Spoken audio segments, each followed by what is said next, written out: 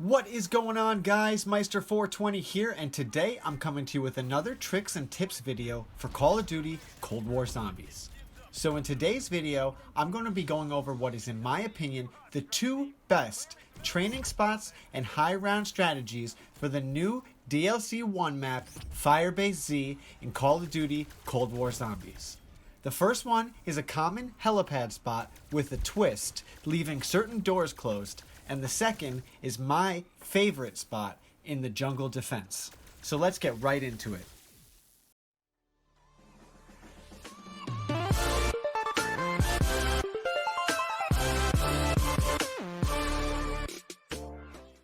So for this first training spot in the helipad, the most important thing is which doors you leave closed.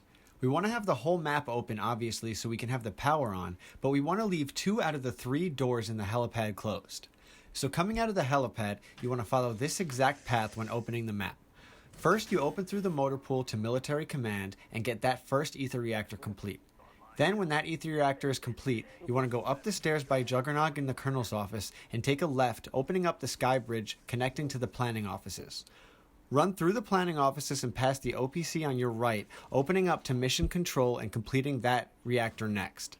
When this reactor is online, it opens up a door connecting the right-hand side of the Scorched Defense to the barracks area and the data center where your third and final reactor is located.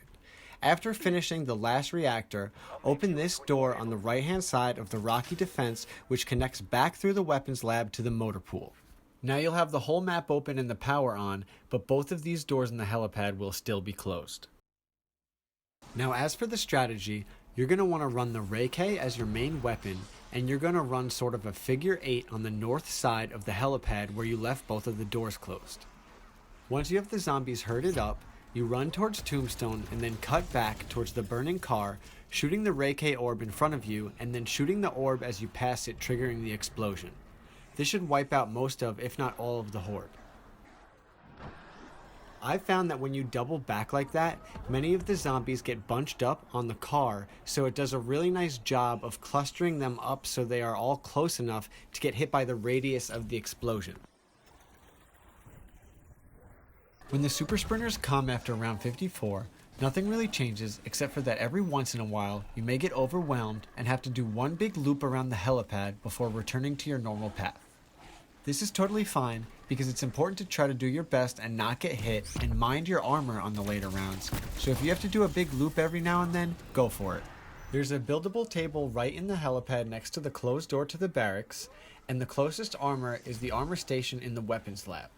This armor station is actually the same one that you will use for the second spot as well, which leads us right into the second training spot and my personal favorite training spot, down in the jungle defense. So for this training spot, you want to come through the military command, down through the jungle defense, over to the left-hand side or southern side of where the zombies spawn during the assault rounds. This strategy, much like the last one, involves running a figure 8 path and using the Ray K combo explosions to wipe the hordes. So there are a few things to take note of for this training spot, and the first is that you're going to be making a figure 8 between the 2 bigger inlets, and whenever you shoot your wonder weapon, you want to shoot it ahead of you as you're heading into the left hand inlet, or the southernmost inlet. And this is because the zombies can only spawn from the far left side here, so you're safe to run and turn your back and shoot the orb of the Ray K to trigger the explosion. Also, it's important to note that while you do have a buildables bench at the top of the jungle defense right here, you are a little further from the armor in the weapons lab. So it's very important to not be taking extra hits when you don't have to and being reckless, because you don't want to have to be leaving multiple times around.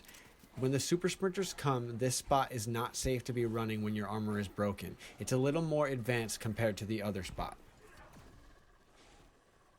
And that's going to be it for the video today, guys. If you found this helpful at all, be sure to leave a like, comment, and subscribe for future content. I'm going to leave it off with a few minutes of gameplay of the jungle defense spot so you can all get a little flavor for yourself of how it works. And as always, thanks for watching.